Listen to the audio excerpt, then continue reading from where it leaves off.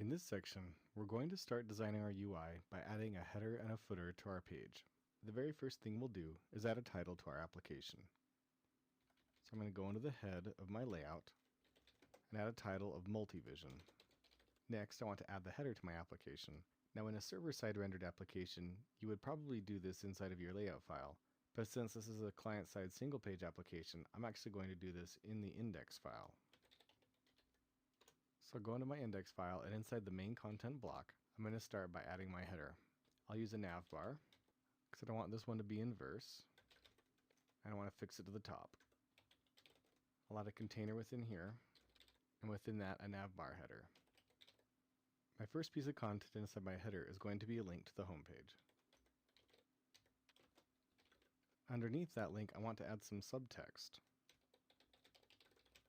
Next, I want to add the first of a set of navigation links. So I'll use the navbar collapse class and an unordered list that will be a nav list. And the first link in here will also be the home page. That puts the HTML for my header in place, so let's just go take a quick look at our application and see how that header's looking. Alright, it's looking okay, except the header's a bit too tall, and the content of my application is hidden behind the header. So let's go into our stylus file and add some rules to fix this.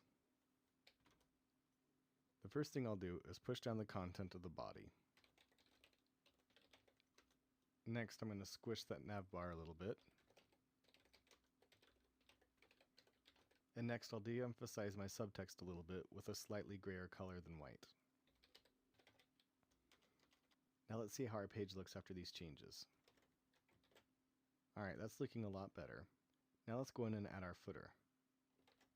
I'll go back to the index page, and after my content, I'm going to add a footer.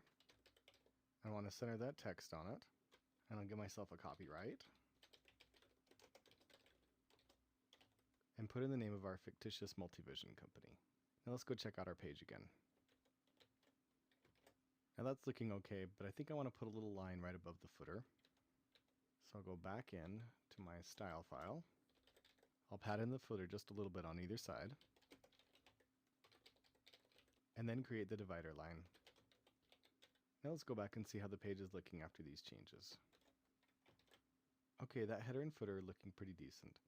The body content's a bit off to the left of our header and footer, but we'll fix that in the next section.